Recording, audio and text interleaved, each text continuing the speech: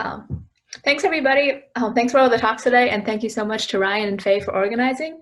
I'm happy to be here, especially because the project that I'm going to be presenting has been a joint collaboration with Faye, among many others. So this work is called Dual Mandate Patrols, Learning While Patrolling in Green Security Domains.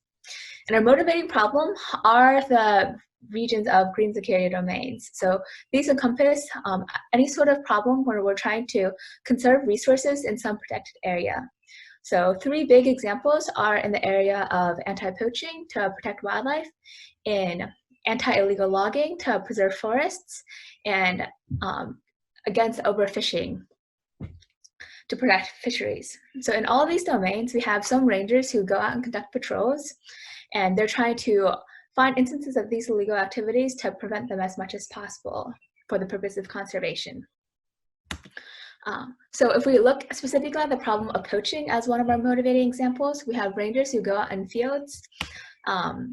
So for example, we've been working with WWF and the Uganda Wildlife Association for this. These rangers will go out and look for snares which have been laid out to trap animals, or signs of illegal access such as campfires, and record these all in some online database. And then over the years, we collect observations. The challenge is some parks don't have so many observations. This, for example, are instances of observations over 5 years in a pretty well-patrolled park, but many parks don't have access like this.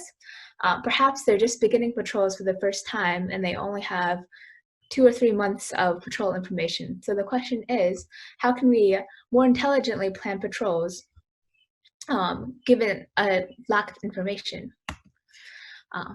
So what we're doing here is what we call the dual mandate. Past work has focused on building predictive models to plan patrols, but a fundamental assumption throughout all of these projects has been sufficient historical data from which we can make predictions. But as you can expect, that's not always the case in many parks, which are under-resourced, and we're just trying to amp up our patrol efforts for the first time.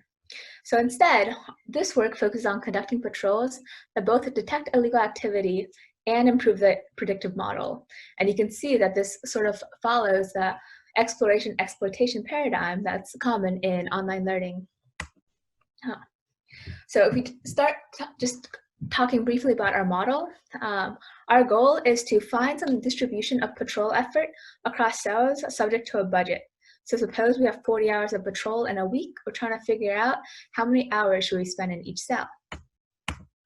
And the approach that we're using follows the UCB approach for multi-armed bandits. And just a quick overview, this is looking to take an optimistic approach for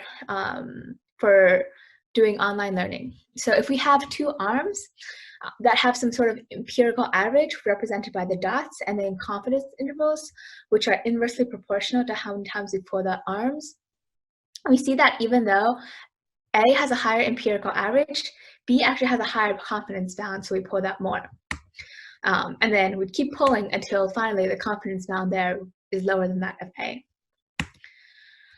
What we introduce are augmentations to the UCB algorithm that leverage domain insight about the green security domains that we're addressing. So those include decomposability, Lipschitz continuity, monotonicity, and historical data.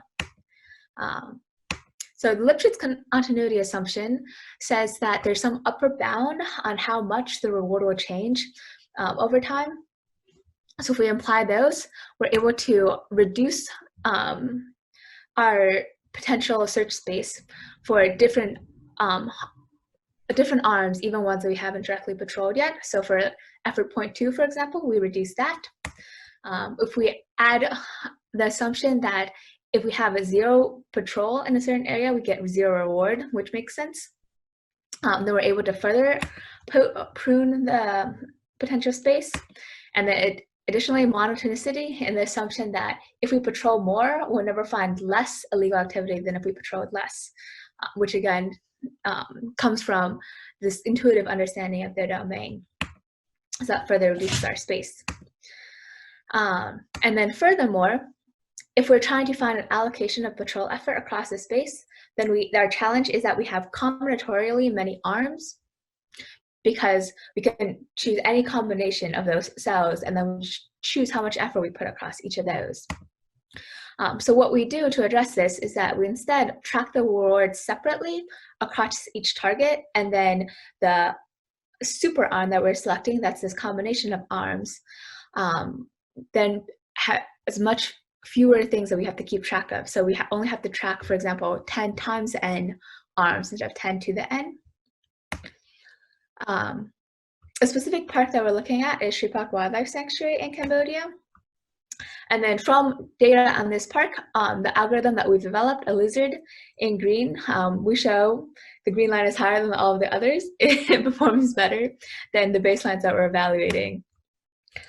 So overall, our objectives are to incorporate domain characteristics to tighten confidence bounds in the multi-arm bandit, which enable us to achieve better performance and faster convergence. Thank you. This is my email and Twitter account. I'm happy to chat more. Thank you.